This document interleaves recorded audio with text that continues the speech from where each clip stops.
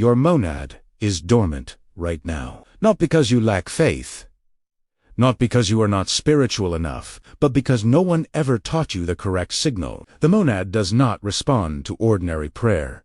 It does not respond to wishful thinking. It does not respond to generic rituals. It responds to a specific type of awareness, a precise frequency of thought, and when you hit that frequency, it wakes up. Leibniz called it apperception. Jesus practiced it every morning before sunrise. The awakened ones across every century found this signal, and they never saw themselves or Tuor the same way again. Tonight, you will learn exactly what activates the monad.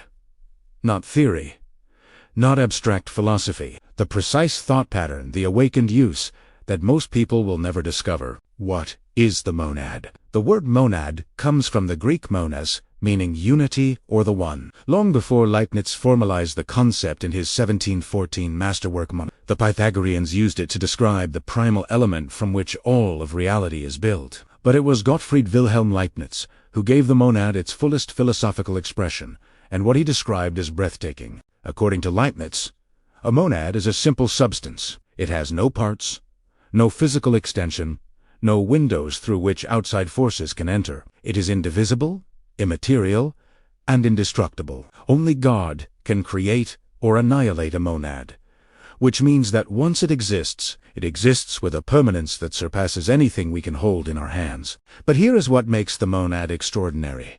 Each one reflects the entire universe from its own unique point of view. Think about that. Every single monad, every simple, indivisible unit of reality, carries within it a representation of the whole cosmos. Not a fragment, not a piece. Leibniz called God the supreme monad, the one perfect unity, from which all others derive their existence. All created monads are emanations of this divine perfection, arranged in a pre-established harmony. This is not mysticism dressed up as philosophy. This is rigorous metaphysics, published and studied in universities for over 3 centuries. The monad is real as a concept, real as a framework. You have a monad. What that really means. Leibniz was clear. Every human being is dominated by one supreme monad, the rationale, spiritual soul. This dominant monad is what makes you you. What this means in practical terms is startling. You are not simply a body with a mind attached. You are, at your most fundamental level, a center of perception and desire. No two monads are identical. Each one perceives the universe differently. This means you're not replaceable, not interchangeable, not dispensable. You are a unique lens through which reality experiences itself. Your inner life, your thoughts, your longings, your sense of meaning is not noise. It is the language through which your monad expresses its reflection of the universe. And here is the most important thing to understand. The monad in you does not need to be created from scratch. It already exists. The work is awakening to what is already present. How to activate the monad within you. Activation is not a technical process. It is not a ritual or a formula. The key lies in what Leibniz called apperceptio, the capacity to turn its awareness upon itself. In practical terms, this means the work of activation is the work of radical self-awareness.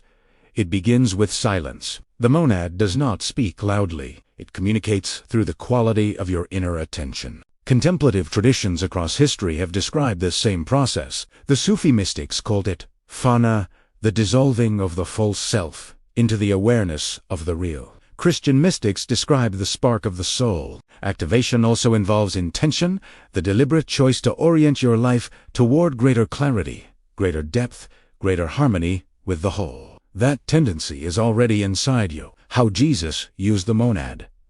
Jesus never used the word monad, but the concept runs as a living thread through his teachings. The most direct expression comes from the Gospel of Luke. The kingdom of God is within you. Jesus consistently pointed people inward. When healed, "Ehoften seid your faith has made you whole." He was pointing to something active, present, and powerful within the person. When he said the kingdom of heaven is like a mustard seed, the smallest of all seeds that grows into the largest of trees, he was describing exactly what the monad represents.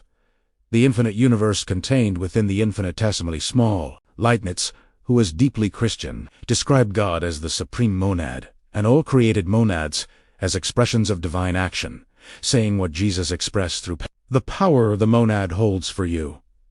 Understanding that you carry a monad changes everything.